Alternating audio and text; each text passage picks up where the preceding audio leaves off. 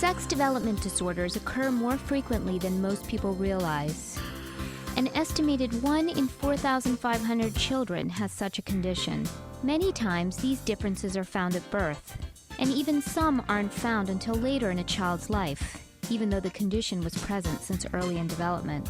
I am your host, Dr. Prathima Setty, and joining me today is Dr. Earl Cheng. He's the division head of urology and co-head of Reconstructive Pediatric Urology at Lurie Children's Hospital. He is also the director of the Sex Development Program at Lurie Children's Hospital. Dr. Cheng, thank you so much for being with us today. Oh, it's truly my pleasure to be here. Dr. Cheng, can you briefly discuss sex development disorder? How and when does it occur? Sure. So when a child is in utero or during the embryologic development of the child, in general, there are certain pathways that result in either the child becoming a boy or a girl. And there can be abnormalities anywhere along that pathway of development such that there can be ambiguity in what the child has when they're actually born. And that can involve an abnormality of the chromosomes. It can involve an abnormality of the hormonal milieu in utero. But the bottom line is that when the child is born, they have genitalia that would be categorized as ambiguous. And obviously there's difficulty in determining gender at that time as to whether or not the child is a boy or girl. And when that situation exists, then obviously further investigation is necessary to better determine the next best course of action. So, Dr. Cheng, specifically your area of expertise are patients born with ambiguous genitalia, correct? That is correct. Certainly not all children that are born with a DSD, otherwise known as disorder of sex development. One of the older terminologies that has been utilized is intersex. But in children that are born with that, not all of them have ambiguous genitalia. Sometimes the abnormality is not necessarily discovered until later in life, since they may not necessarily have something completely on the outside that is discordant with their chromosomal sex. But certainly the classic form of a child that is born with a disorder of sex development is one that is in which, when they're born, their genitalia are ambiguous. As we may know, about 50 years ago, it was believed that sex reassignment surgery and secrecy were the best treatments for patients and children with sex development disorders. Can you discuss the current situation?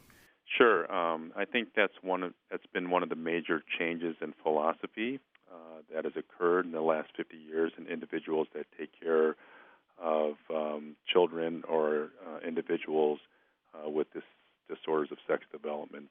And that is, it used to be felt that if a child was born with ambiguous genitalia, that there was, in essence, a somewhat emergent decision necessary to either assign a sex, whether that be male or female, and then to perform surgery to make the genitalia consistent with that decision-making process. And the basis behind that philosophy was that if one made the decision to assign boy or girl, regardless of what the basis was of that decision, as long as you provided an environment that was consistent with that, then the individual would generally do well and align themselves with that gender, whether it was chosen as male or female.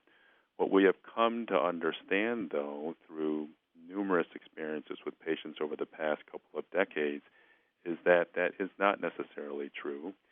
And certainly there's no black and white answer. But the bottom line is that in many situations where children have had surgery to align themselves with a decision that was made either by parents or physicians or both, hopefully, years ago, that even though the environment was provided to raise them to be consistent with boy or girl or male or female, what happened later on is that the individual did not necessarily recognize themselves as that gender. So despite having genitalia that would be consistent with a chosen gender and the environment to support that, if their situation was one in which they declared later that within their own mindset that they did not recognize themselves as such, then you had a situation in which the environment and the surgical reconstruction of the genitalia did not match how that person perceived themselves as their own gender. So I think what we're learning is that that original philosophy of surgical reconstruction at an early age and providing the correct environment is going to always give rise to an acceptable result is not necessarily true.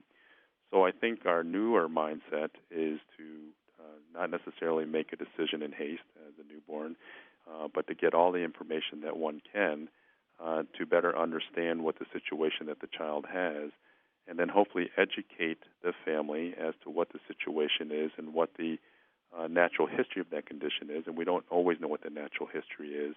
And then allow the family, obviously, to have a role in that decision-making process as to whether or not surgery should play any sort of role early on in the management of the individual.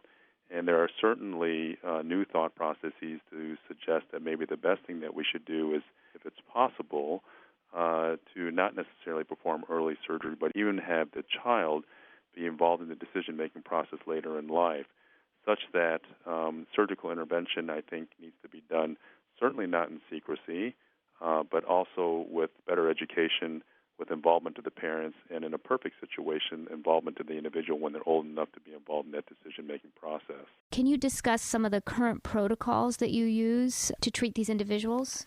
Well, I don't think there's necessarily accepted protocols nationwide or across the world for treatments of specific conditions. I think one of the things that we've learned to do is to individualize treatment plans for what the best needs of the child are as well as their family, and that can differ significantly from case to case.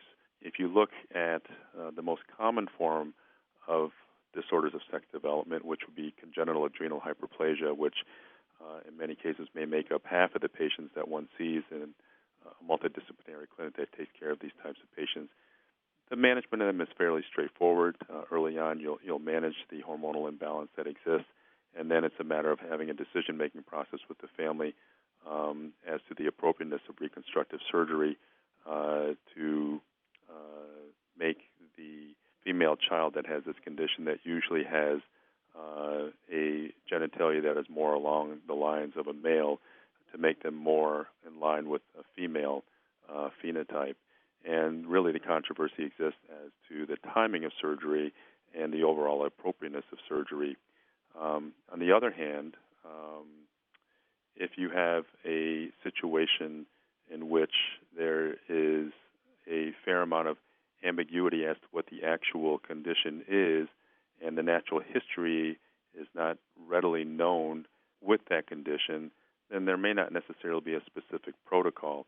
I think it's more of a specific philosophy, and that's an openness with the family, and certainly not one of secrecy, in which you indicate to them what you know and be willing to say what you don't know, and to discuss with them what the options are from the standpoint of surgical management, either now or later, and then having the psychological support available with use of a child psychologist that is involved with caring for the family, including the child if they're older, or obviously if they're an infant, then supporting the parents through that process of that decision-making process as they go forward.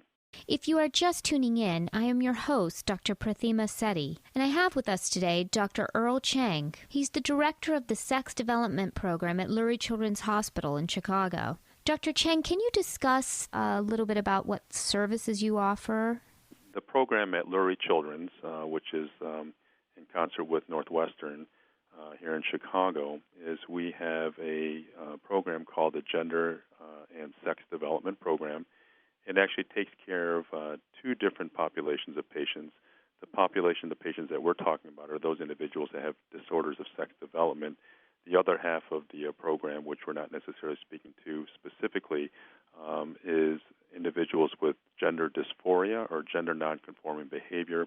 Those are individuals that are not born with ambiguous genitalia and are chromosomally normal from the standpoint of male or female chromosomes, but yet they have nonconforming behavior or they have dysphoric behavior that is inconsistent and discordant with that. So once again, that is a different set of patients that is seen under the same clinic heading, but in a different arm of our program. The arm of the program that we're discussing are those individuals that have disorders of sex development, and we try to approach these patients and their families in a multidisciplinary fashion in which we have endocrinologists, urologists, and pediatric surgeons. And probably the most important aspect of the program is the mental health support through child psychologists, child psychiatrists, and then we also have geneticists and ethicists involved. And so when a patient and their family first comes to the clinic, they generally will see many of the specialists, and if there is a decision that needs to be made during that setting, then they'll have all of the different inputs of the specialist to hopefully come up with a uniform opinion at the end that can be presented to the family at that time. So are there any learning opportunities for clinicians who may be interested in gaining some more information about these issues? And what are some of the common myths and misconceptions you see among your colleagues? I think it's an evolving thought process as it relates to individuals that have DSDs and the best way to treat them. I think there needs to be a willingness to admit that we physicians don't necessarily have all the answers, and that the way in which we treated individuals with DSDs or intersex conditions in the past was not the optimal way. And I think we have to have a willingness to better explore the natural history of many of these conditions, whereas the previous thought process was one in which we needed to completely align an individual with either a male or a sex, a gender, whereas what we're hearing from individuals that have gone through various processes, or maybe none at all, that when they become adults, that they neither align with male or female and that they're comfortable with that. So the societal sort of expectations that you be either male or female and that there's nothing in between maybe needs to be rethought. And I think there needs to be a willingness from the standpoint of the physicians that take care of these individuals to recognize that. And then I think we need to sort of rethink our philosophy as to how we treat newborns with ambiguous genitalia. Once again, not necessarily thinking that there needs to be an emergent decision as to choosing a gender, but making it a much more thoughtful process, as well as involving the input of numerous specialists and, most importantly, the family, because they're the ones that are going to have the ultimate decision on both choosing gender as well as whether or not any role of early surgery is going to be undertaken. So, Dr. Cheng, how has your program served patients and their families? How are people feeling after going through your program?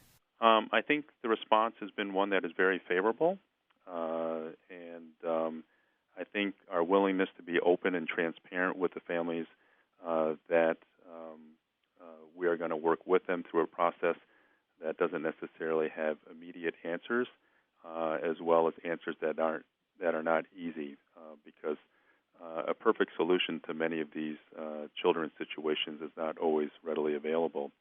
So I think the fact that they recognize that there are people that are going to work with them and support them, as well as the realization that they're not alone in this process, is something that can be very comforting to the families.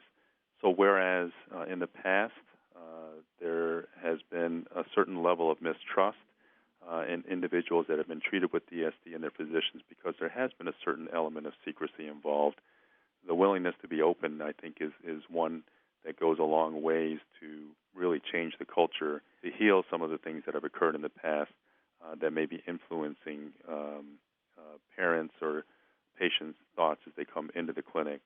So when we sit down with families and patients, we try to talk with them about the philosophy of the clinic, and we ask them what they need from us and what they're hoping to gain from their visit with us, and usually that benefits in a positive relationship that moves forward. Well, thank you very much, Dr. Cheng, for being with us today and discussing this very important topic. My pleasure. Thanks for having me. I am your host, Dr. Prathima Setty, and you've been listening to ReachMD Radio. If you've missed any part of this discussion, please visit reachmd.com to download this podcast. Thank you for listening.